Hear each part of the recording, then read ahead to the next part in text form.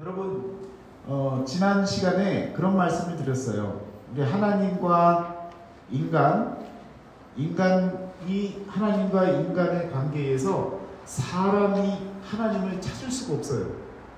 신을 만나기 위해서 쫓아가고 아무리 이렇게 노력해서 도달하려고 해도 도달할 수가 없습니다. 그리고 찾을래야 찾을 수가 없어요. 여러분 한번 생각을 해보세요. 다른 모든 종교들은 이 사람이요 신을 찾았습니다.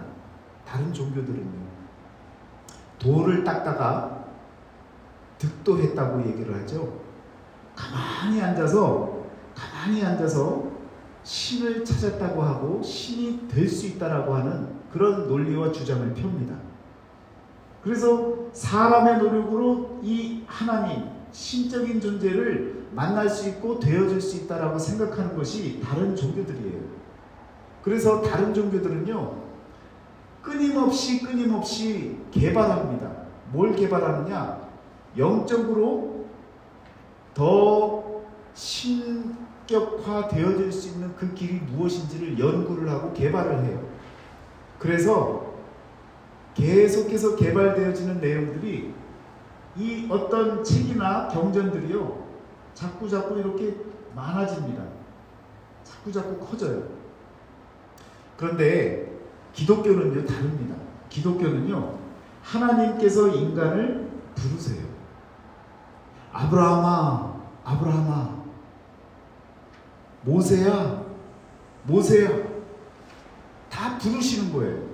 하나님께서 인간을 찾아오신 종교가 사실 저희는 종교가 아니라 그냥 하나님과 인간 그 관계 자체인데 사람들이 종교를 만들었기 때문에 우리 기독교가 종교가 된 거지 종교는 아니에요. 우리는 복음을 믿는 하나님의 백성들이에요. 하나님께서 인간을 찾아와 주시고 한 명 한 명을 만나 주시고 그리고 그 모든 이야기들을 성경에다가 하나님이 감동을 주셔가지고 적어주셨어요. 적게 만들었는데 이 성경은요 그대로입니다. 2000년 전의 내용이나 지금 성경의 내용이나 앞으로 몇 년이 더 되어질지 모르겠지만 끝까지 이 성경의 내용은 바뀌지 않아요. 바뀔 일이 없습니다. 그런데 다른 종교들의 경전들은요 자꾸 새로워집니다. 왜? 조금 더 나아지는 신격화되어지고 또 신이 되어질 수 있는 그 길을 찾았다라고 이야기를 하면 그걸 같이 공유하는 거죠. 여러분 이 성경 안에는요 하나님께서 세상을 만드셨던 이 인간 세계의 시작과 끝까지의 모든 이야기가 다 담겨져 있는 것이 바로 이 성경입니다. 그러니까 지금 저와 여러분들이 이쯤에 살고 있다고 해도요 여기가 예수 그리스도께서 나셨던 2000년 전의 시간이고 2000년이 지난 지금의 저와 여러분들이 이곳에서 살고 있다면 여러분 이 성경이 한 번 쓰여졌는데 쓰여진 성경이요 여기까지의 이야기를 다 하고 있어요. 그러니까 이 성경은 바뀔 일이 없어요. 그리고 하나님이 이 성경을 통해서 약속을 해주신 거예요. 어느 때까지? 이때서부터 만세전서부터 영원토록 끝까지 기독교의 이 세계관은 직선적인 그래서 시작이 있고 끝이 있는 직선적인 이 세계관을 갖고 있습니다. 그래서 여러분과 저는요 이 성경을 통해서 이 끝까지 마지막까지 약속하신 하나님의 말씀을 볼 수가 있는 거죠. 그러면 하나님께서 이렇게 인간을 부르시고 저와 여러분들에게 나타나 주시고 또 사람들을 찾아주시고 그러면서 무엇을 여러분 알게 하시려고 우리 하나님이 사람을 찾아와 주셨을까요? 여기에서 하나님께서 사람에게 찾아올 때에 인간이 볼 수 없으니까 볼 수 있도록 계시하신 거예요. 무언가를 보여주시면서 깨닫게 만드시는 거예요. 이 계시가 우리가 알고 있는 기도를 통해서 응답을 받을 때도 계시를 받았다고 얘기를 하고요. 또 어떤 예언의 은사가 있고 그래서 뭐 계시를 받았다고 그러고 개인적으로 나타나는 그런 계시들도 있어요. 가톨릭에서는요 그런 걸 사적인 계시라고 얘기를 하고요. 또 공동체적으로, 교회적으로, 그리고 성경 말씀을 통해서 나타나는 것을 공적 계시라고 해요. 구분하자면 사적인 계시들도 있고 공적인 계시들도 있는데, 하나님께서 계시, 감추어졌던 것을 드러내는 것, 가면을 썼는데 그 가면을 벗겨내는 것, 그래서 그 정체를 드러내는 것, 이게 바로 계시라는 말입니다. 그런데 우리가 계시를 받았다, 또 계시를 본다 라고 얘기할 때 사람들이요 다 어떤 것을 갖고 이야기를 하냐면 개인적인 걸 갖고 얘기를 해요. 그래서 그 개인적인 게 정말 성경적이냐 물으면 답하기가 곤란해지는 겁니다. 여러분과 저는요 개인적인 계시를 관심하는 게 아니에요. 저와 여러분들은 계시를 받았다. 여러분 계시 받으셨어요? 이거 보세요. 계시를 받으셨어요? 망설여져요? 꿈속에서요. 환상을 통해서. 그런 계시는 여러분 개인적인 계시라니까요. 여러분과 저는요 이 성경을 갖고 있잖아요. 하나님의 말씀이 계시입니다. 그러니까 여러분 지금 이 질문 하나에도 움찔하는 거예요. 내가 정말 계시를 받은 적이 있나? 여러분과 저는요 계시를 받고 계시를 그 내용을 바라보면서 살아가고 있어요. 정말 중요한 계시, 하나님께서 보여주시려고 하는 하나님의 비밀, 그것을 여러분과 제가 받았습니다. 그게 하나님의 말씀이에요. 굳이 이 계시를 나누자면 여러분 지난 시간에 이야기한 것처럼 일반 계시가 있어요. 이것은 자연을 통해서 자연 계시라고도 얘기를 합니다. 세상에 만들어진 모든 것들을 통해서 아 신이 계시는구나 라고 하는 그런 믿음이 생길 수 있어요. 그런데 이 자연을 바라보면서 구원해 주시겠다라고 하는 그런 믿음까지는 생겨날 수가 없는 거예요. 오 하나님 이 국립공원 이렇게 잘 만드셨는데 저를 구원해 주세요. 이런 분은 없어요. 구원의 문제는요 다른 겁니다.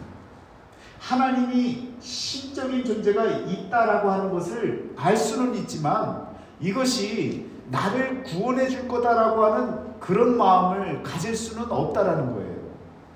그래서 여러분과 저에게 하나님께서는요 이런 특별 계시를 보여주시는 겁니다. 이 특별 계시가 어디에 나와요? 성경에 나오는 겁니다. 성경에. 이 성경에 특별 계시의 내용이 나오는 거예요. 이 특별 계시는 뭡니까?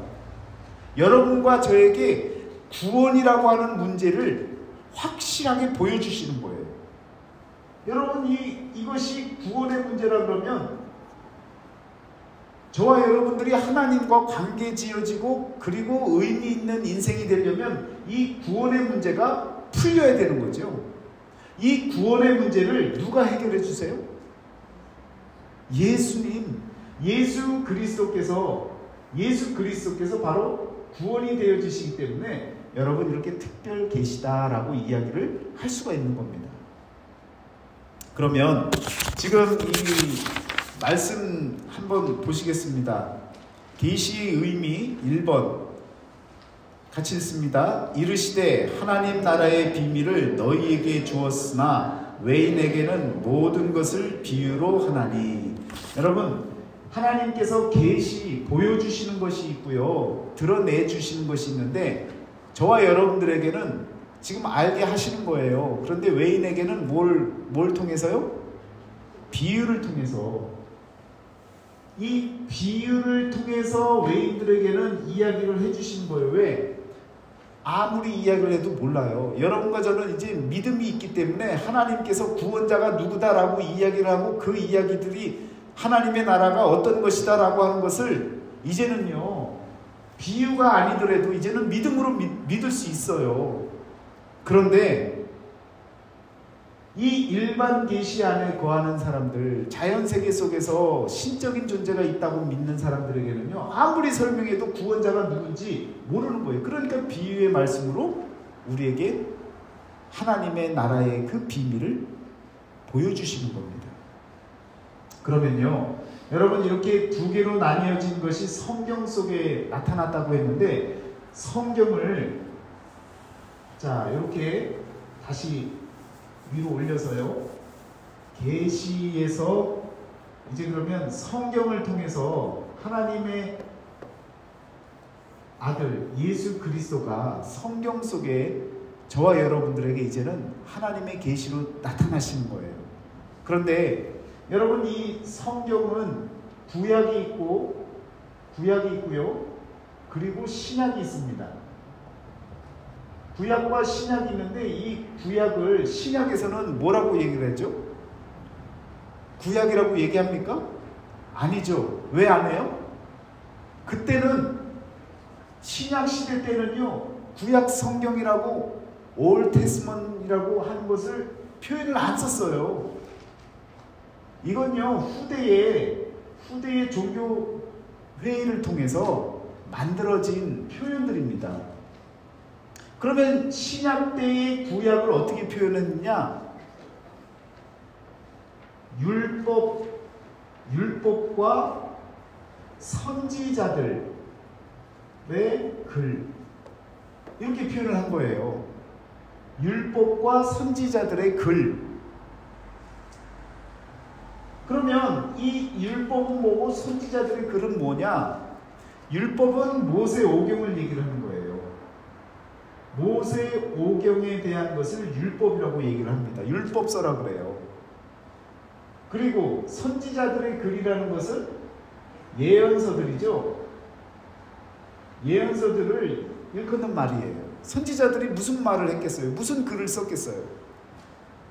예언서들과 모세 오경을 신약 성경에서는요, 이와 같이 율법과 선지자라고 하는 표현으로 쓴다고요. 그러면 성경에서 이와 같이 표현하는 그런 그 표현들이 있을 것 아닙니까?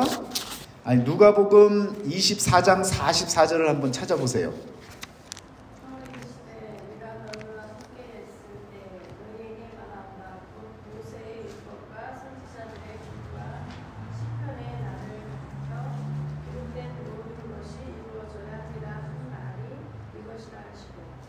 예, 지금 나와 있는데 율법과 선지자들 플러스 시편 이렇게까지 나오죠. 이것을 신약 시대 때의 구약을 표현한 방법입니다. 하나님의 말씀에는 율법, 모세 오경이 있고 선지자들의 글이 있고 플러스 시편이 있다는 거죠. 이것들이 여러분 모세 오경을 읽으면서 여러분 창세기, 출애굽기, 레위기, 민수기, 신명기 이 5권을 읽으면서 여러분은 어떤 생각을 하세요?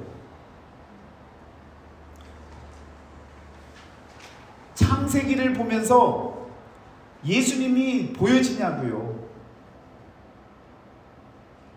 출애굽기를 보면서 예수님이 보여지시냐고요. 민수기, 레위기, 신명기, 아니면 뒤에 여호수아, 여러 가지 모든 책들을 보면서 예수님이 생각나고 그리고 예수님에 대한 말씀인 것인지에 대한 그런 생각을 갖고 보세요? 아니면 그냥 옛날에 있었던 구약, 정말 오래전에 있었던 하나님을 믿었던 사람들의 이야기? 그렇게 보시나요? 성경에서는요, 정확하게 뭐라고 얘기를 하냐면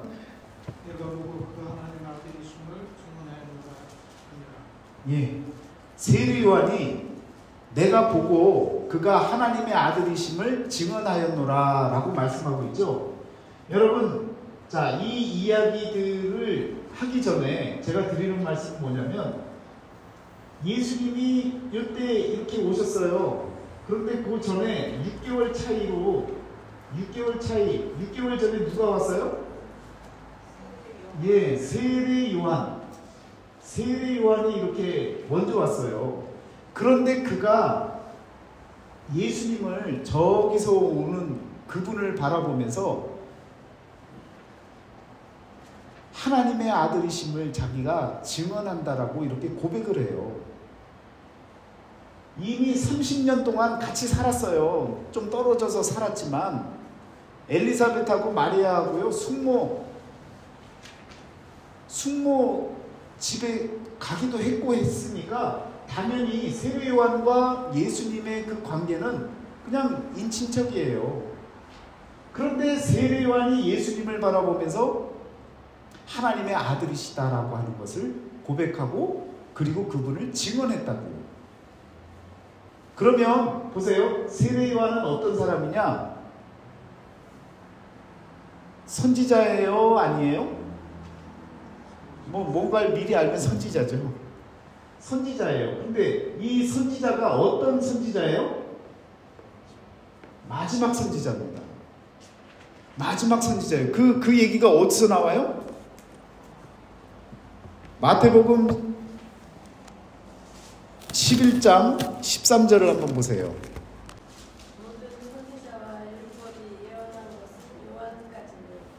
예, 모든 것을 예언한 그 모든 것들이 어디까지예요? 요한까지예요.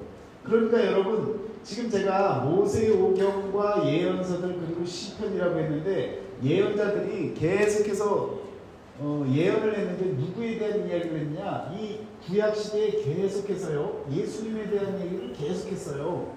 그런데 성경에서는 세례 요한이 요때까지만 했다는 거죠. 왜?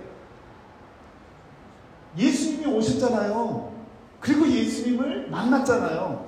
그러니까 예언자들이 더 예언할 그리스도가 있어요, 없어요? 없으니까 세례 요한은 선지자인데 마지막 선지자가 되는 거예요. 그 이후에 선지자가 있어요, 없어요? 없어야 되는 거죠. 왜? 성경적으로 선지자는요 여기서 끝나는 거예요. 그런데 유대인들은 예수님을 선지자라고 봐요. 아직도 메시아가 안 왔으니까. 그들에게는 그리스도가 아직 안 왔어요.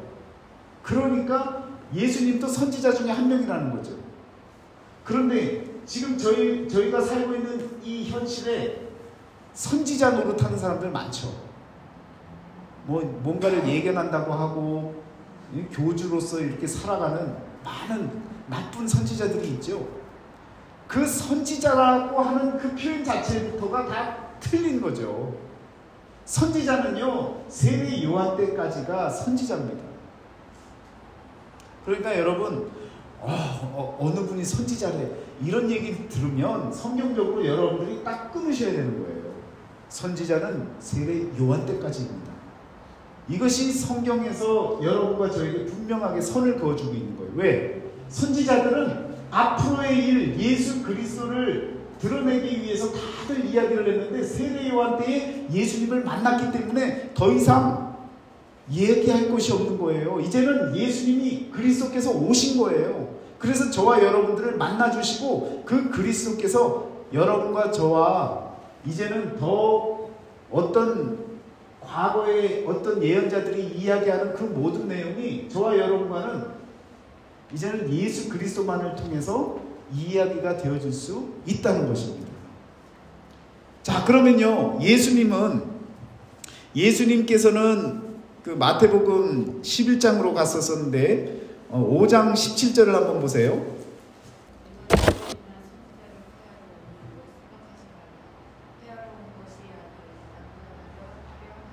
아멘. 율법과 선지자들의 모든 것을 폐하려고 온 게 아닌 거예요. 율법과 선지자들 구약에 있었던 모든 것을 폐하는 게 아니라 뭘 하는 거예요? 완전케 한다는 거죠. 완전케 한다는 건 여러분 여기서 예언을 다 했는데 이 예언들이 완전해지려면 뭐예요? 성취가 돼야죠. 성취의 문제를 이야기를 하는 거죠. 첫 번째는 성취시키는 거예요. 예수님이 오신 것은 율법과 선지자들의 글과 시편이 이야기하는 구약이라고 하는 그 모든 하나님의 감동으로 쓰여진 글들이 표현하고 알려주려고 했던 그 계시의 내용들, 그것을 완전케 하려고, 예언을 완전케 하는 건요, 성취시키는 거예요. 드러내시는 거예요. 그것이 여러분 분명하게 성경에서 지금 예언자들을 통해서 예수님께서 모든 율법들을 마찬가지로 여러분 성취시키신다는 거죠. 물론 마태복음 5장에서 여러분 이 율법을 완성시키는 것에는요 또 다른 의미가 있어요. 그건 강화시킨다 그래요. 강화. 뭘 강화시키느냐? 5장에서 어떤 얘기들이 나와요? 모세의 글에는, 율법에는 이런저런 이야기가 나오는데 내가 너희에게 이르노니, 그러면서 예수님께서 말씀하시죠. 그러면서 뭐라 그래요? 그 중에 하나만 본다 그러면 어떤 게 있어요? 지금 21절을 보세요. 5장 21절에 보시면 옛사람에게 말한 바 살인하지 말라, 누구든지 살인하면 심판을 받게 되리라 하였다는 것을 너희가 들었으나 나는 너희에게 이르노니 형제에게 노하는 자마다 심판을 받게 되고 형제를 대하여 나가라 하는 자는 어떻게 돼요? 공회에 잡혀가게 되고 미련한 놈이라 하는 자는 지옥불에 들어가게 되리라. 여러분 보세요. 이 강화의 의미는 뭐냐면, 모세의 글에는 칼로 사람을 죽여야 살인자예요. 그래서 살인자는 어떻게 되는 거예요? 지옥불로 가는 거죠. 그런데 예수님은 내가 너희에게 이르노니 라고 하면서 뭐라고 얘기하세요? 너는 친구에게 바보라고만 해도, 라가라고 하는 말만 써도 너는 지옥불로 간다는 거예요. 그럼 어떻게 한 거예요 지금? 구약에 있던 그 율법을 더 세게 만드셨죠. 왜? 율법이라고 하는 것은 죄로 인해서 형벌을 받게 만드는 것이 율법이에요. 형벌을 안 주려면 율법을 만들 이유가 없는 거예요. 그러니까 지금 살인해서 지옥불로 갈 사람들은 모세 시대 때의 그런 메시지를 들었다면, 나는 너희들에게 이야기하건대 너희가 살인하지 않고 마음으로 바보라고 하고 미련한 사람이라고 얘기만 해도 너희들 다 지옥불 간다는 거예요. 그러면 율법이 어떻게 된 거예요? 강화된 거죠. 여러분과 저는 예수님이 오셔서 사랑의 언어로 하시고 그냥 늘 양들을 이끌고 그냥 이렇게 다니시는 그런 인자하신 예수님만을 생각을 하시는데 안 그래요. 예수님이 오셔서 율법을 완전케 하시려고 정확하게 하신 말씀이 뭐냐면, 지옥불로 가는데 살인해서 갈 사람도 있지만 이제는 너희들이 마음으로 죄를 져도 그것 살인이다. 율법을 완전하게 지키시는 거예요. 죄가 조금이라도 있으면 이제는 다 죽이겠다는 거죠. 살 사람이 있어요, 없어요? 여러분 신앙생활하면서 칼로 찌르지는 않았지만 마음으로 저걸 어떻게 그냥 한번 때려, 어떻게 그냥, 여러분 그런 마음들이 있잖아요. 저 미련한 인간 저거, 이런 표현만 가졌어도 여러분 자식들 바라보면서 오죽 얘기합니까? 별 쌍소리까지 다 나올 때가 있잖아요. 안 그러시죠? 여러분 마음으로 표현하는 그 표현들로 인해서 여러분과 저는요 이미 벌써 심판 다 받아야 되는 거예요. 다 죽어야 되는 거예요. 그것이 바로 율법을 어떻게 하는 거예요? 강화시키고 완전케 만드는 거예요. 율법은 사람을 정죄하게 만드는 거예요. 그러니까 유대인들은 어떻게 생각했었냐면, 자기들이 칼로 사람을 찌르지 않았으니까 자기들은 의인인 거예요. 율법을 잘 지킨 사람들이에요. 여러분과 제가 그런 정신을 갖고 있으면 유대인하고 다를 게 없는 거예요. 내가 뭔가를 잘 지키고 선하게 살고 있으니까 나는 의로운 사람이다 라고 생각하면 여러분 그거 벌써 이미 죽을 사람이에요. 우리는 예수님이 오셔서 완전히 죽어야 될 인간이라는 것을 예수님이 알게 만드신 거예요. 그 이후에도 똑같은 말씀들이 똑같이 나와요. 모세의 글에는 이런 글이 있으나 내가 너희에게 이르노니 더 세밀하고 강하게 강화를 시킵니다. 그래서 완전한 율법을 이루시는 거예요. 율법은 죽이는 거예요. 그냥 이렇게 손 들고 벌 세워주는 건 율법이 완전한 거 아니에요. 율법이 완전하게 이루어지려면요, 정죄하고 죽여야 되는 거예요. 그게 최고 완전한 거죠. 그걸 우리 주님이 이루시려고 오셨다니까요. 완전하게 저와 여러분들을 어떻게 하시려고 하는 거예요? 네, 죽어야 될 인간을 죽게 만드는 그 율법의 그 의미를 정확하게 알려주시는 거예요. 그러니까 저와 여러분들은 예수님이 오심으로 인해 다 죽은 거예요. 살 자가 없는 거예요. 그래도 예수님 믿으세요? 다 죽여야 되는데, 또 여러분과 인간, 저와 여러분들은 다 죽어야만 되는데 예수님이 오셔서 다 죽어야만 된다라는 그 사실을 분명하게 알려주시고, 더불어서 예수님께서는요, 이 구원의 문제를 여러분과 저에게 확실한 근거를 보여주시고 저와 여러분들에게 소망을 주시는 거예요. 다 죽어야 되는데, 어쩔 수 없이 죽어야 되는 인간인데 살 수 있는 길을 우리 주님이 보여주시고 열어주신 겁니다.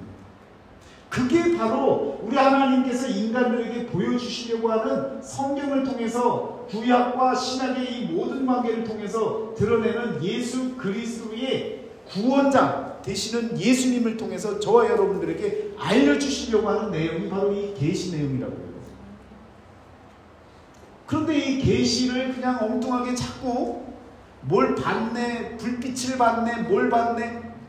어떤 분이 그랬대죠. 그냥 새벽에 열심히 기도하는데 뭐가 불이 번쩍번쩍, 오 하나님, 오 보여주시는군요. 그랬더니 알고 봤더니 옆에서 그냥 꼬마아이가 그냥 불을 껐다 켰다 껐다 켰다. 그런 일이 있어요, 여러분. 그런 게 계시가 아니라고요. 우리에게, 저와 여러분의 삶에 하나님이 계시를 주셨어요. 하나님의 말씀을 주신 거예요. 그래서 어떤 학자는 이 계시, 하나님의 말씀을 뭐라고 표현합니까? 기록된 말씀, 그리고 선포되어지는 말씀, 그리고 성육신이 되어진 말씀. 말씀이 육신이 되어서 오셨잖아요. 그래서 하나님의 말씀, 계시로 나타나는 하나님의 말씀은요, 세 가지 종류인데, 매주마다 여러분들이 듣는 선포되는 말씀, 이것이 계시예요. 딴 데 가서 캄캄한 데서 뭘 계시를 받으려고 그러지 마세요. 하나님의 말씀을 받는 것이 여러분 계시를 받는 거예요. 선포되어지는 말씀, 기록되어지는 말씀, 그리고 성육되어지신 말씀이 육신이 되어져서 이 땅에 오신 그 말씀, 그 말씀이 저와 여러분에게 하나님을 볼 수 있는 그 길을 열어주신 거예요. 말하자면 이 계시를 통해서, 성경을 통해서 뭘 보여주시려고 하느냐? 하나님의 나라, 또 하나님의 비밀, 이것이 신약성경에 저와 여러분들에게 계시의 의미로 나타내주는 이런 표현들인 거예요. 또 하나님의 감추어진 것, 이것이 우리가 보고 싶어하는 것 아닙니까? 이것이 하나님이 예수 그리스도를 통해서 여러분과 저에게 보여주시려고 하는 이 세 가지 내용이라고요. 계시를 이야기하면 그 내용을 보여주시려고 하는 것입니다. 자, 2번에 보세요. 그 뜻의 비밀을 우리에게 알리신 것이요, 그의 기뻐하심을 따라 그리스도 안에서 때가 참 경륜을 위하여 예정하신 것이니, 하늘에 있는 것이나 땅에 있는 것이나 다 그리스도 안에서 통일되게 하려 하십니다. 뭐가요? 그 뜻의 비밀을 우리에게 알려주신 것. 그 뜻의 비밀이 여러분 그리스도를 통해 완전하게 통일되어지고 그 안에서 다 보여주게끔 만들어 주신다는 거예요. 그러면 3번 보세요. 곧 계시로 내게 비밀을 알게 하신 것은 내가 먼저 간단히 기록함과 같으니 그것을 읽으면 내가 그리스도의 비밀을 깨달은 것을 너희가 알 수 있으리라. 자, 그럼 4번 같이 읽겠습니다. 이 비밀은 만세와 만대로부터 감추어졌던 것인데 이제는 그의 성도들에게 나타났고 하나님이 그들로 하여금 이 비밀의 영광이 이방인 가운데 얼마나 풍성한지를 알게 하려 하심이라. 이 비밀은 너희 안에 계신 그리스도심이 곧 영광의 소망이니라. 이는 그들로 마음의 위안을 받고 사랑 안에서 연합하여 확실한 이해의 모든 풍성함과 하나님의 비밀인 그리스도를 깨닫게 하려 함이니 그 안에는 지혜와 지식의 모든 보화가 감추어져 있느니라. 할렐루야. 여러분 지금 이 네 가지 말씀만 읽었는데도 정확하게 나오는 거예요. 뭐가 나와요?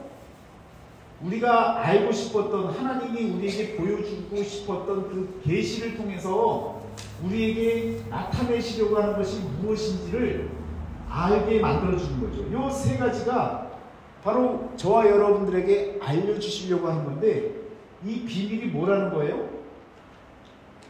바로 그리스도라고 하는 존재. 이 그리스도만이 드러나야 되는 이유는 바로 구원자가 되시기 때문에, 예수, 구원이라고 하는 그 의미를 예수가 그리스도가 되심으로 인해서 역사적인 육신을 갖고 살았던 예수님이 하나님의 아들이신 그리스도가 되심으로 인해서 저와 여러분들이 이제는 예수 그리스도라는 이름을 쓰잖아요. 그래서 참 인간이었고 참 신이었던 그런 예수 그리스도, 복합적인 의미로 저와 여러분들이 이름을 사용을 하는 거예요. 이 이름을 믿으면 어떻게 되는 거예요?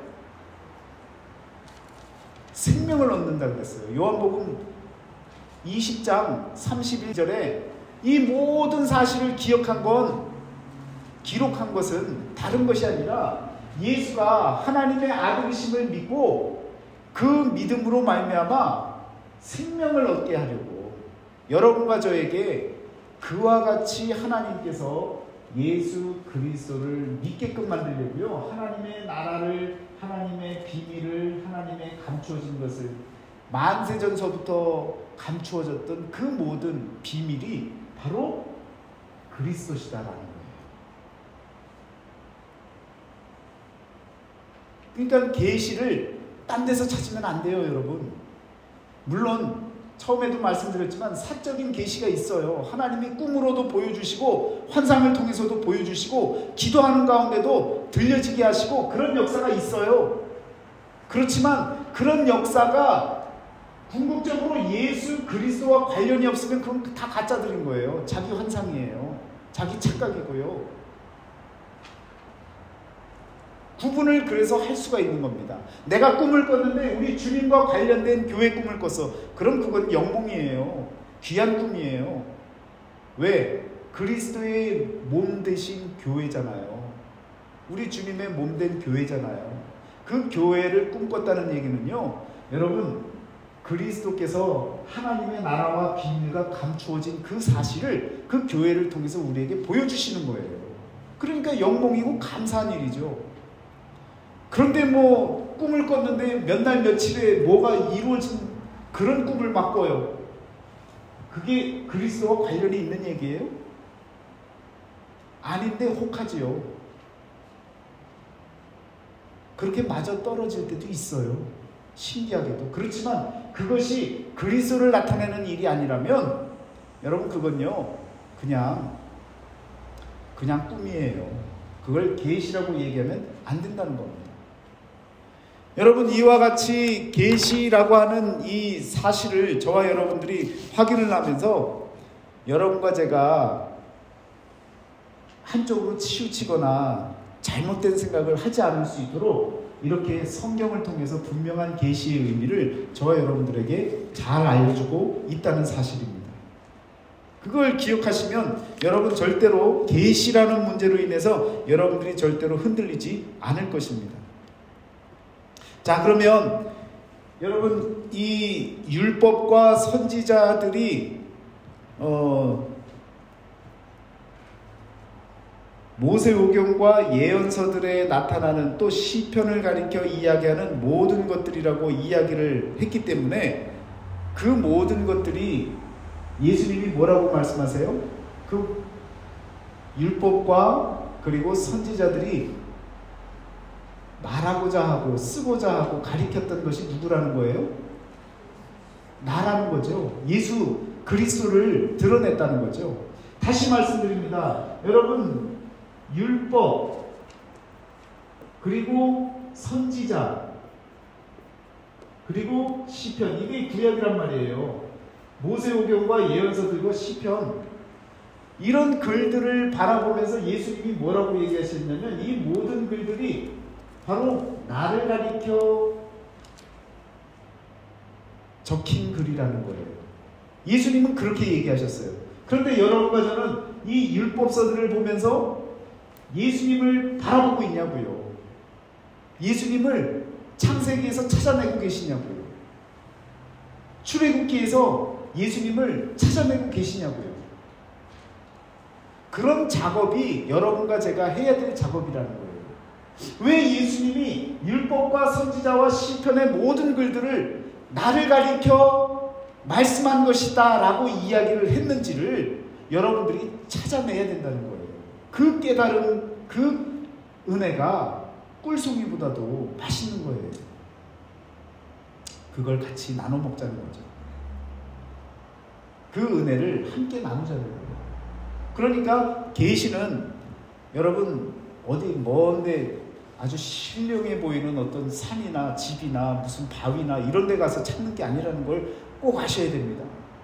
누가 거기 신령하대, 거기 가면 아주 위험하고 아주 권위가 있어 보이고 대단해 보여, 가보자. 여러분, 이 모든 것들이 다 유혹이고요, 잘못된 거예요. 그건 계시 아닙니다.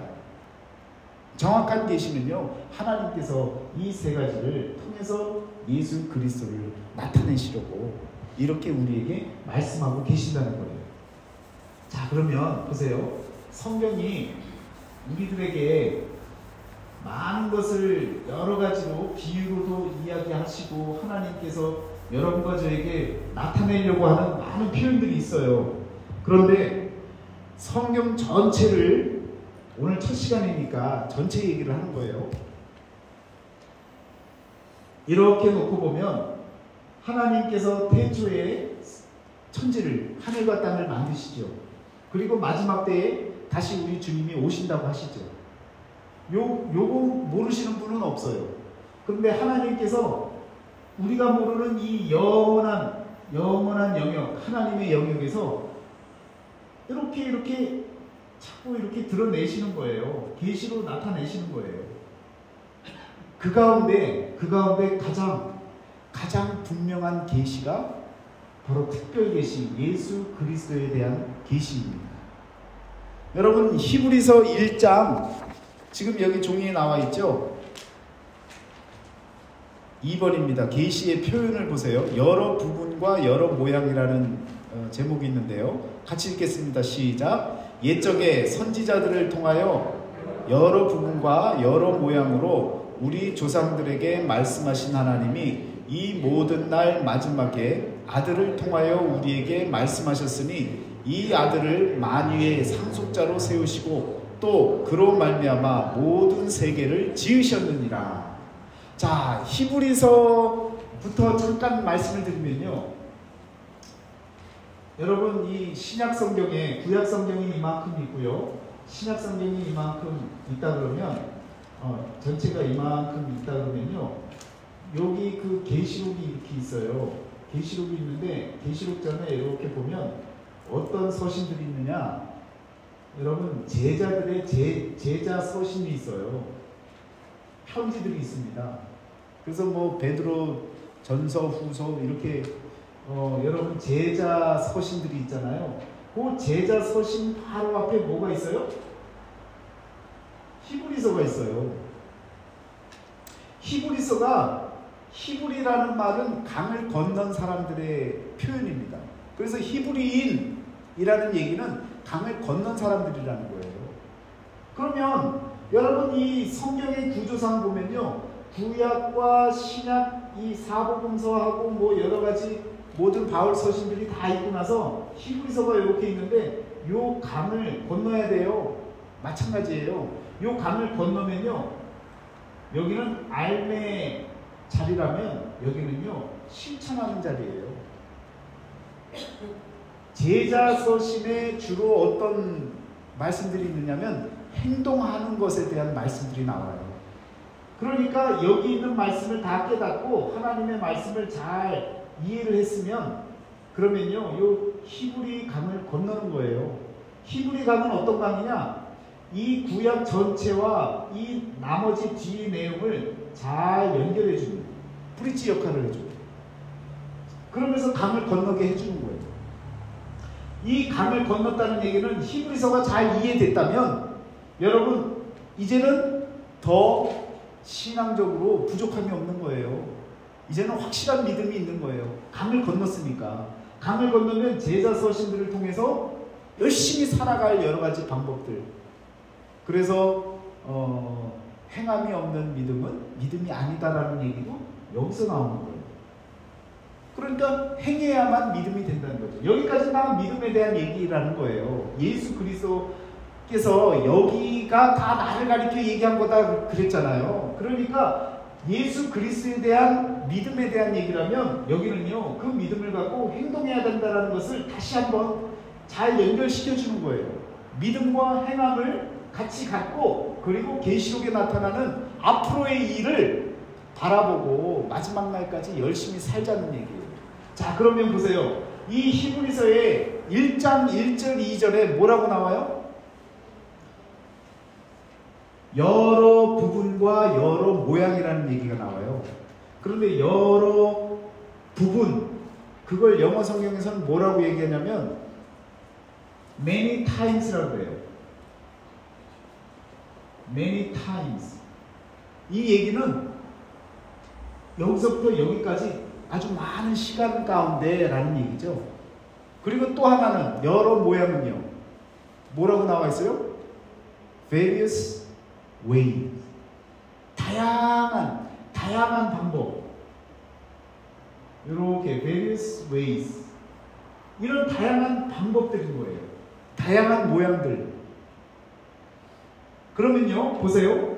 하나님께서 세상을 만드시고 여러 가지를 다 보여주셨는데 성경에서 저와 여러분들에게 전체를 통해 다 보여주시려고 하는 가장 중요한 것은 여기 있다는 거죠. 예수님을 보여주기 위한 거라는 거죠. 그럼 예수님을 어떻게 보여주기를 원하는 거예요? 성경에서 여러 가지 사건들을 다 나열을 하면서 예수님을 드러냈어요. 그런데 꼼꼼히 잘 보니까 어떤 것들이 있냐 보니까 예수님과 만날 수 있는 그 길들, 하나님과 만날 수 있는 그 길들을 우리들에게 여러 시간 가운데 여러 가지 방법으로 우리에게 보여주신 거예요. 그래서 그 가운데 여러분 뭐가 있냐면 제물을 드리는 사건. 누가 떠올라요? 가인과 아벨. 여러분 그래서 가인과 아벨의 이야기를 하면서 그 아벨이 죽임을 당하면서 그리고 어린 양을 드렸던 그 모든 것을 통해서 우리는요 예수 그리스도를 떠올리셔야 되는 거예요.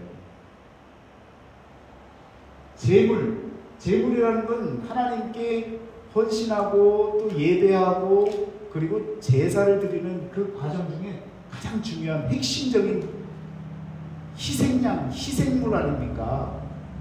그 제물을 여러분 처음에 이렇게 알려줘요. 이때 당시는 원시 시대와 같아요. 그러니까 이런 모양으로 보여주는 거예요. 그런데 조금 지나니까요 제단을 보여주세요. 그래서 노아 때에도 제단을 쌓죠. 그리고 아브라함 때도 제단 이야기를 시작을 합니다. 노아 때도 당대 의인이라고 그러고요. 아브라함 때요 의롭다 일컬음을 받았다 그래요.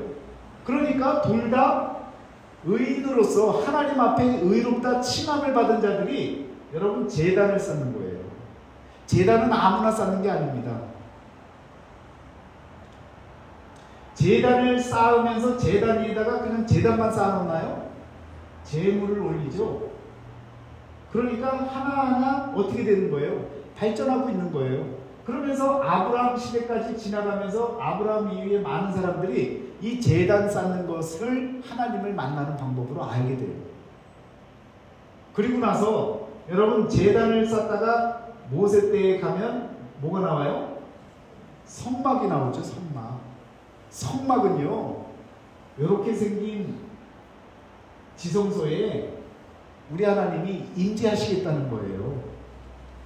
요 지성소에 우리 하나님이 찾아오시겠다고 하는 약속이고 그렇게 지어놓으면 그렇게 오시겠다는 거예요. 그런데 보세요. 여기 때도 그렇고 여기 때도 그렇고 여기 때도 그렇고 성막 때도 그렇고요. 다 하나님이 부르시는 거예요. 하나님이 인간을 찾아오시는 거예요. 가인아 너는 지금 어디 있느냐? 찾아오시는 거예요. 아브라함아 아브라함아 하고 찾아오시는 거예요. 모세야 하고 찾아오시잖아요. 만나주시잖아요. 호렙산에서 시내산에서 만나주시잖아요. 호렙산하고 시내산하고 다른가요? 같죠. 그러니까 호렙산에서 이렇게 모세를 만나시고 그리고 그에게 일거리를 주셨잖아요. 성막을 만드는 하나님을 만나는 길들을 주시는 거예요. 이 성막을 갖고 어떻게 해요? 맨날 이동을 한 거죠. 40년 동안 이동하고 했다가 나중에는 여러분 이제는 가나안 땅으로 들어가지 않습니까? 들어가서 여러분 이 성막이 이제는 이동 성막이 어떻게 돼요? 고정이 되어지는 거죠. 고정이 되어지는 과정 중에 장막이 나옵니다. 장막. 이 장막은 뭐냐면 다윗의 장막이에요. 왜 다윗의 장막이 중요하냐? 이건 나중에 말씀드릴게요. 간단히 이야기하면 성막에 들어있던 이 법궤 안에 들어있던 그 모든 귀한 물건들이 기브온 산당에 있었어요. 놓여 있었어요. 그런데 다윗은요 자신의 장막에서 여기가 바로 하나님의 성전이고 이스라엘의 번제단이다라고 고백을 하면서 기브온 산당에 있는 법궤와 모든 것들을 다 무시한 채 이곳이 하나님이 임하시는 곳이라고 말씀하고 계세요. 그 깨달음을 통해서 이 장막을 통해서 하나님께 찬양하고 경배하고 이때는요 제사도 없었어요. 찬양하고 감사하는 것 그거밖에 없었어요. 예배하는 것 바뀌었죠. 바뀌면서 여러분 이 자리에 뭐가 세워져요? 다윗 이후에 솔로몬 때에 성전이 세워집니다. 성경의 역사는 이렇게 가는 거예요. 왜? 예수 그리스도를 나타내는 하나님을 만날 수 있는 구원의 길들을 하나님이 직접 이렇게 다 이렇게 열어주셨거든요. 그러면서 저와 여러분들이 하나님을 만날 수 있는 인간이 하나님을 만날 수 있는 길을 하나님이 때때마다 many times and various ways 여러 가지 방법으로 보여주시는 거예요. 성전 안에 우리 하나님이 예루살렘 성전에 그곳에 머물겠다고 영원히 거하겠다고 말씀하시잖아요. 그런데 누가 오세요? 예수님이 오시죠. 예수님이. 그러면서 어떤 일이 벌어지는 거예요? 예수님이 몸된 성전이라고 스스로를 이 성전과 이 성전의 의미를 갖게 만드시잖아요. 그래서 제가 늘 표현하잖아요. 이사야서에서 그가 성소가 되시리라 라고 하는 이 표현이 여기서 이루어지는 거예요. 아니 물건이 어떻게 사람이 돼요? 이사야가 그렇게 하나님의 말씀을 대언을 했는데 그가 성소가 되시리라 했는데 그가 성소가 되시는 거예요. 예수님이 오셔서 내가 성전이다라고 말씀하시는 거예요. 그러면서 성전을 헐라고 그러죠. 그 표현이 우리들에게 새로운 성전의 의미를 알려주고 계시는 거예요. 그래서 여러분 마지막에 다시 올 때는, 우리 주님이 다시 올 때는 새 성전이 우리에게 임하시는 거예요. 자, 그러면요 보세요. 여기 제물서부터 해서 제단, 성막, 장막, 성전, 예수님, 그리고 다시 오시는 예수님이 새 성전으로 오시는 거예요. 거룩한 성전, 새 예루살렘의 모습으로 오시는 거예요. 평화의 터전, 새로운 평화의 터전, 그 터전이 바로 예루살렘 아닙니까? 평화의 터전이라는 의미가.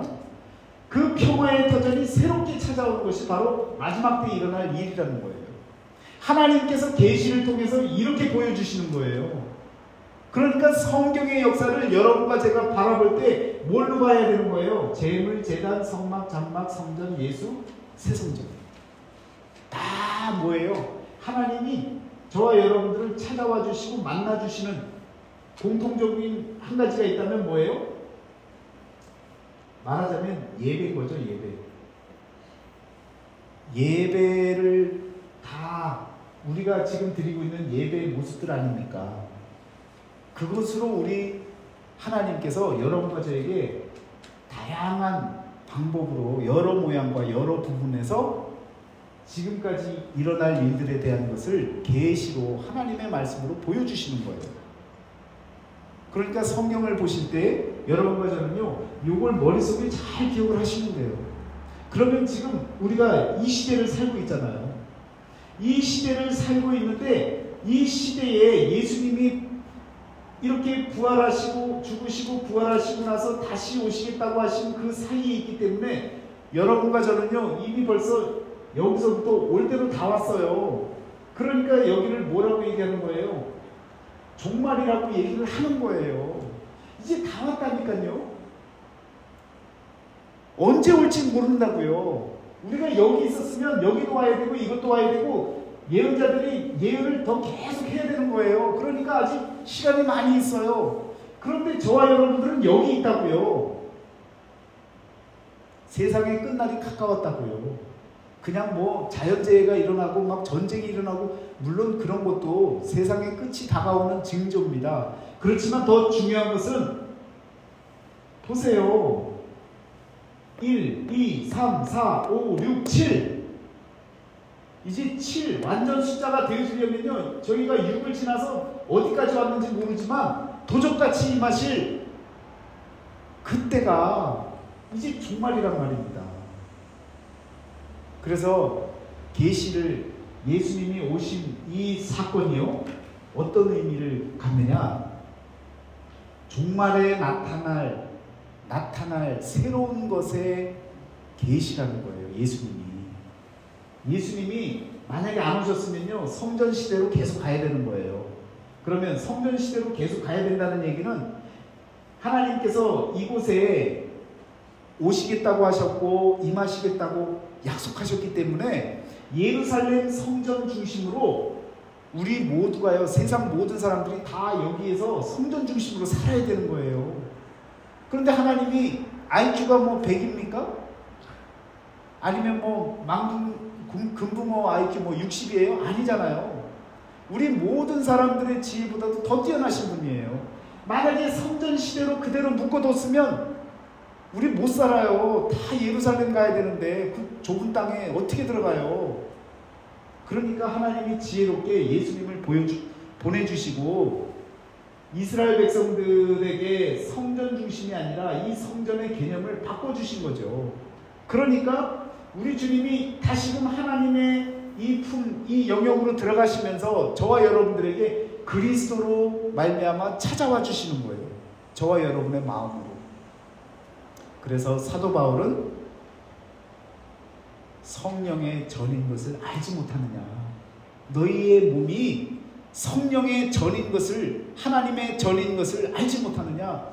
그리스도가, 예수 그리스도가 우리 마음에 오면 우리 몸이 바로 성전이 되는 거예요. 이 모든 과정을 통해서 예수님은 성전 그 자체십니다. 그분이 내 마음에 오시면 내가 성전이 되는 거예요. 거룩한 예배당이 되는 거예요. 그러니까 더럽게 살면 되겠습니까? 욕심 부려서 되겠어요? 찌찌하게 살아서 되겠습니까? 세상 것 바라보면서 살아서 되겠습니까? 우리는요, 우리 주님이 저와 여러분 주인이 되어주시고 구원자가 되어주시는 이 사실을 믿는다면 세상 것이 부러울 것이 없는 거예요. 우리 하나님 중심으로 살아야 되는 거예요. 성전 중심으로 사는 그 의미가, 여러분, 이 성전 시대는 끝났어요. 건물로서의 성전이 아니라 이제 그리스도께서 성전이 되어주셨고, 그 성전이 이제는 영적인 차원으로 저와 여러분들에게 그리스도로서 찾아와 주시는 그 성전, 그 성전의 의미로 살아야 된다는 겁니다.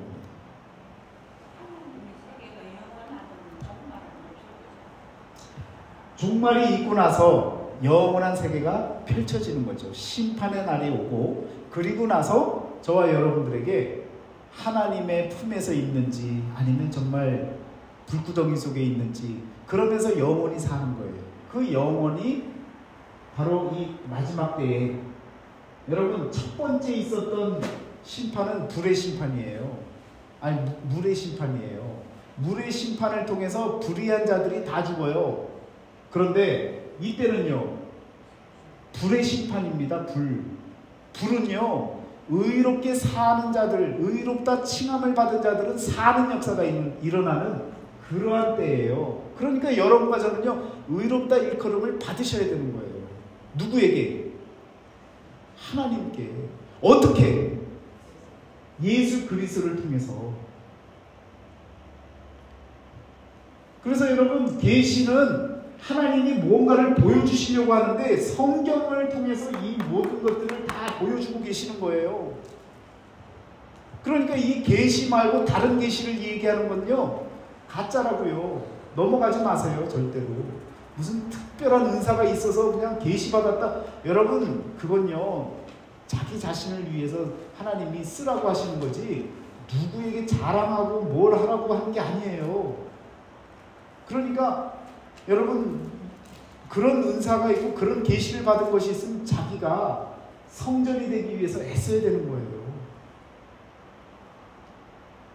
그러면 이와 같이 이 모든 것들이 이렇게 나열되고 정리될 수 있는 것이 있는데, 그게 무엇이냐면, 하나님이요, 이 언약을 통해서, 하나님께서 주시는 약속들을 통해서 이것들을 우리들에게 보여주시고 앞으로 일어날 것이다 라고 하는 것을 말씀해 주고 계시는 거예요.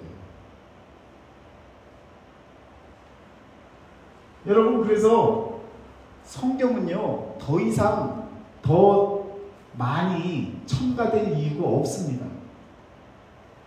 처음서부터 끝까지 태초에 하나님이 천지를 창조하신 날부터 마지막에 오시리라, 아멘, 할렐루야까지 다 나왔는데 뭘 여기다 또 추가를 하겠습니까, 여러분? 그래서 성경은요, 더 움직일 것이 없어요. 그냥 고정되어 있어요. 그럼에도 불구하고 이 성경 안에 여러분, 하나님께서 시작과 끝이 되어주셔서 모든 것을 다 품고 있기 때문에 성경은 완전한 거예요. 그럼 보세요. 성경이, 사람들이 그래요. 성경은 역사성이 있냐? 이 역사성이라는 얘기가 언제부터 나온 얘기예요? 말 그대로 17, 18세기서부터 역사주의가 일어나면서 어떤 증거가 필요한, 그래야 믿겠다라고 하는 이 생각들 때문에 사람들의 생각에 의해서 역사성이라고 하는 것이 중요하게 여겨집니다. 역사성이 만들어지려면 뭐가 필요해요? 시간이 필요해요. 그리고요, 여러분, 공간이 필요한 거예요. 예를 들어서 어제 비가 왔어요. 타코마에 비가 막 엄청 왔어요. 예를 들어서. 그러면 어제 몇 시에 왔습니까? 라고 얘기하면 어제 오후 2시에 왔어요. 오후 2시에 왔군요. 어디에 왔다고요? 타코마에 왔어요. 그러면 이건 뭐예요? 역사성이 있는 거예요. 거기 사람이 있었습니까? 아니, 없었는데 다행히 인명피해는 없고요. 그냥 시간과 공간 속에 일이 일어났어요. 이게 바로 사건 아닙니까? 사건이 있는데 이 시간과 공간이 있으면 사건이 되어지고 사건은 역사성을 지닌다라고 얘기를 해요. 그런데 지금 사람들이, 현대인들이 뭐라고 얘기하냐면 성경이 역사성이 있냐는 거예요. 왜 없어요? 예수님이 오셨는데, 예수님이 역사 속으로 들어오셨잖아요. 일회성을 갖고 있잖아요. 이렇게 일어났던 사건, 이례적인 사건으로 오셨잖아요. 다른 사람들은 안 왔습니까? 다 왔잖아요. 그런데 문제 삼는 건 예수님에 대한 문제만 삼는 거예요. 예수님이 오셨다고요. 역사성이 있으신 거예요. 그래서 역사 속으로 우리 하나님이 들어오신 거예요. 확실하게 보여주시려고. 그러면 성경이 틀려서는 안 되는 거예요. 절대로 틀려서는 안 되는 거예요. 앞으로 일어날 이 일에 대해서 지금까지 살펴보니까 다 맞았어요. 다 맞았기 때문에 우리가 믿는 거예요. 하나라도 뭐가 틀린 게 있었으면 문제가 됩니다. 하나님이 아닌 거예요. 거짓말이에요. 그런데 하나님은요, 하나도 틀린 것 없이 다 이루시고 약속하신 이 언약들을 다 이루어내셨어요. 그래서 지난번에 말씀드렸던 것처럼 아브라함이라고 하는 사람이 4대 만에 돌아오리라. 400년 동안 여러분 핍박을 당하고 지배를 당하다가 돌아오리라 라고 했는데, 하나님의 방법으로 요셉의 뼈가 여호수아를 통해서 갖고 가나안 땅으로 들어가잖아요. 그걸 누가 생각하고 누가 그걸 여러분 맞춰갈 수가 있겠습니까? 그런 역사성이 다 있는 거예요. 그래서 성경은요, 거짓이 없는 거예요. 그래서 성경은 진리가 되어집니다. 왜? 진리라고 하는 건요, 보편성이 있어야 돼요. 절대적이어야 돼요. 어느 것 하나 틀린 게 없어요. 개인의 사건으로 일어난 일들이지만 그 모든 것이 언약을 통해서 정확하게 후대에 그리고 마지막 때까지 계속 이루어졌고요. 틀린 것이 없고요. 누구에게나 보편적으로 다 일어나는 일이고요. 구원의 문제는요, 이제는 다 알려져 있고요. 여러분, 이 새성전이 오는 이 사실도 여러분과 제가 이제는요, 이 모든 것들을 역사성을 바라보면서 믿고 그리고 기다려야 되는 거예요. 난 믿겠어, 못 믿겠어. 여러분 이미 다 보여주셨고 성경을 통해서 다 알려주셨는데 그렇게 보여줘도 안 믿는다 그러면 어떻게 하겠습니까? 이것이 하나님이 저와 여러분들에게 계시라고 하는 것을 통해서 알려주시려고 하는 하나님의 비밀이고 하나님의 감춰진 것이고 하나님의 나라라는 거예요. 하나님의 나라를 어떻게 보여주십니까? 여기서부터 여기까지 오는 동안 여러분 여기까지 오면서 하나님의 나라가 어떤 것인지 잘 몰라요. 그런데 이사야가 이런 표현 저런 표현을 쓰잖아요. 그때가 되어지면, 그날이 되어지면 사자와 어린 양이 그냥 뒹굴대잖아요. 이게 말이 됩니까? 잡아먹히지? 그런데 그러한 그 평화가 있는 그러한 그 비유적인 것을 하나님의 나라를 말씀을 통해서 약속을 하시면서 조금씩 보여주셨어요. 그리고는 예수님이 오셔서는 어떤 사역을 하신 거예요? 다니시면서 하나님의 나라를 선포하신 거예요. 그러면서 하나님의 나라가 여기 있다 저기 있다 하지 말라는 거예요. 너희 가운데 이미 하나님의 성령의 역사로 낫는 일이 있고 그리고 치유받는 일이 있고 하나님의 역사가 일어나고 있다면 그것이 바로 뭐예요? 하나님의 나라가 이미 우리 가운데 임하셨다는 거예요. 그래서 지금까지 저 멀리 있던 하나님, 오시겠다고 하시는 그 하나님이 이제 직접 오신 거예요. 오시고 나서 이제는 다른 데 있는 것이 아니다. 임마누엘의 하나님이라는 것을 알게 만들어 주시는 거예요. 너희와 함께하는 하나님이다 라는 걸 여기서 체험하게 만들고 알게 만들어 주신 거예요. 그러니까 그 하나님을 믿고 여러분과 제가 구원받아야 되는 거죠. 이것이 하나님께서 저와 여러분들에게 성경을 통해 보여주시려고 하는 계시의 목적이라는 거죠. 그래서 여러분 여기 계시의 2에 보면 예수의 구약 이해를 보세요. 너희가 성경에서 영생을 얻은 줄 생각하고 성경을 연구하거니와 이 성경이 곧 내게 대하여 증언하는 것이니라. 모세를 믿었다면 또 나를 믿었으리니 이는 그가 내게 대하여 기록하였습니다. 모세가 예수님에 대해서 기록했다는 거예요. 창세기, 출애굽기, 레위기, 민수기, 신명기. 누가 얘기했어요? 예수님이 지금 얘기하시잖아요. 그런데 우리는 모세 오경을 보면서 예수님을 못 봐요.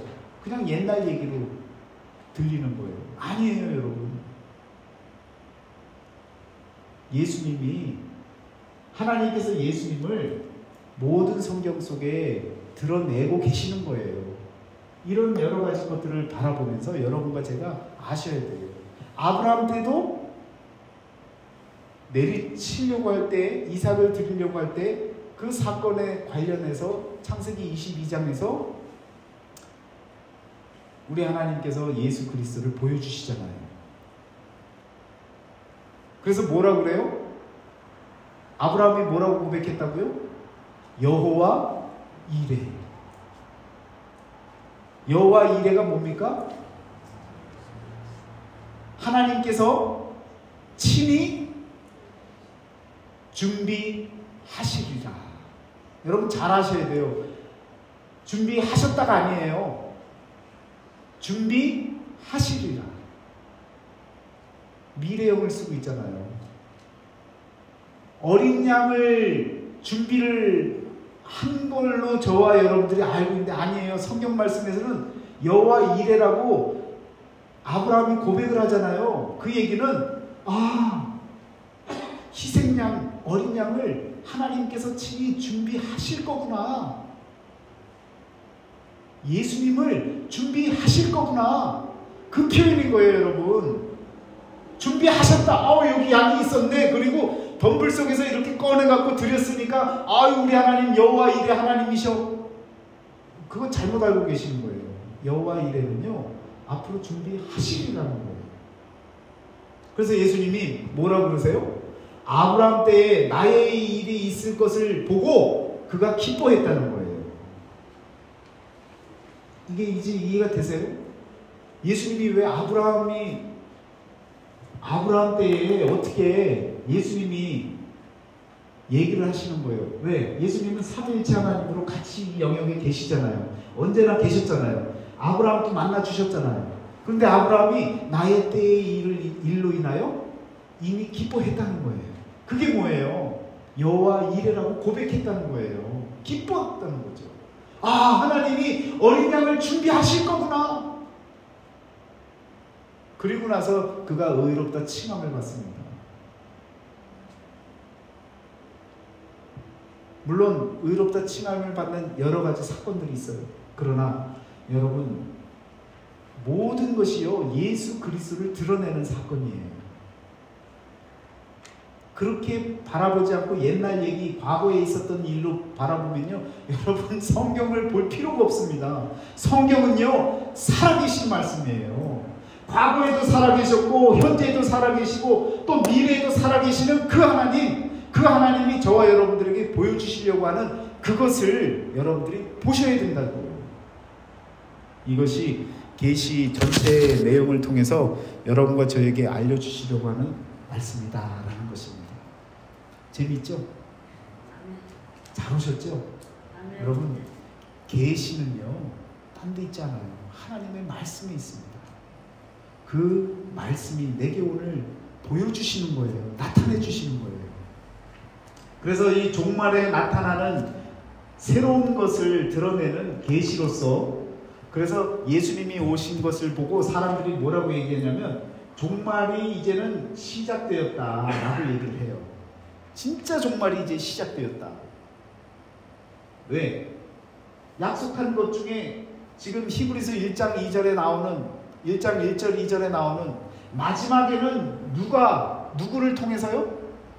아들을 통해서 이 모든 여러 가지 시대와 또한 여러 가지 부분과 여러 가지 모양을 다 보여주다가 마지막에는 아들을 통해서 우리에게 드러내신다는 거예요. 그러니까 마지막이 시작된 거죠. 마지막 종말의 시작이 일어났다는 거예요. 예수님을 통해서. 더불어서 지금까지는요 없었던 하나님과 인간의 이 차이가 있었던 이 차이 간격을 예수님이 직접 이렇게 하나님이 직접 오셨기 때문에 역사로서의 계시로 우리 주님이 오셨다는 거예요.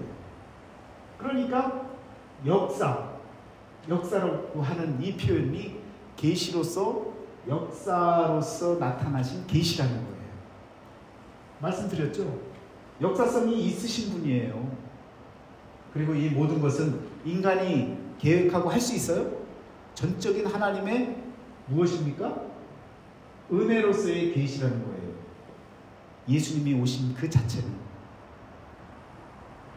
여러분, 그래서 예수님이 오셨다라는 것은 종말의 시작이 되어졌다는 것이고 역사 속으로 찾아오신 역사로서 찾아오셨다는 말씀이고 하나님의 한없는 은혜로 우리들에게 나타나셨다는 거예요. 이걸 아시면 여러분 계시로 인해서 흔들리지 않는 거예요. 엉뚱한 거 붙잡고 뭔가 번쩍번쩍거리는 것 때문에 여러분 계시 받았다 그러지 마세요. 하나님 말씀이 여러분 손에 쥐어져 있습니다. 그 말씀 붙잡고요. 성경 속에 나타나는 모든 사건들을 통해서 여러분이 그리스도를 만나시기를 축원합니다.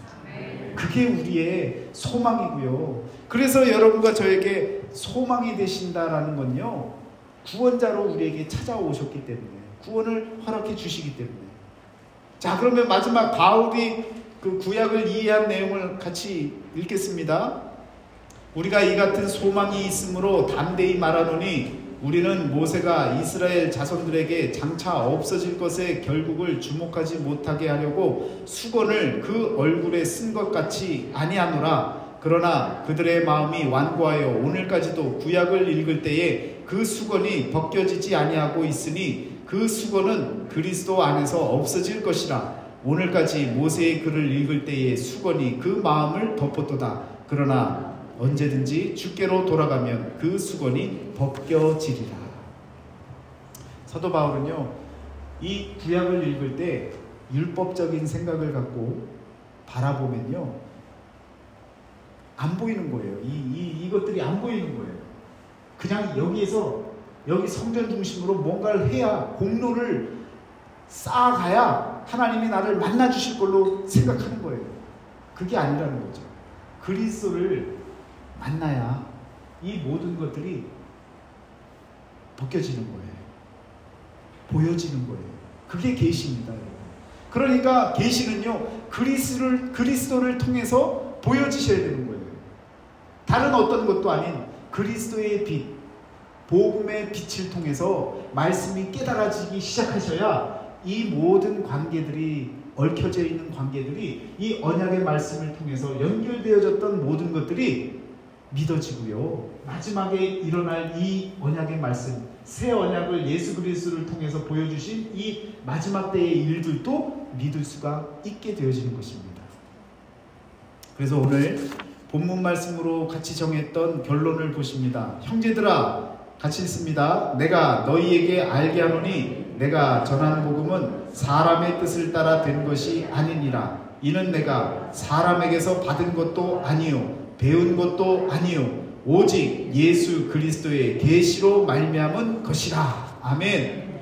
자, 이제 마지막 이 결론 말씀을 읽었어요. 이제 좀 이해가 되세요?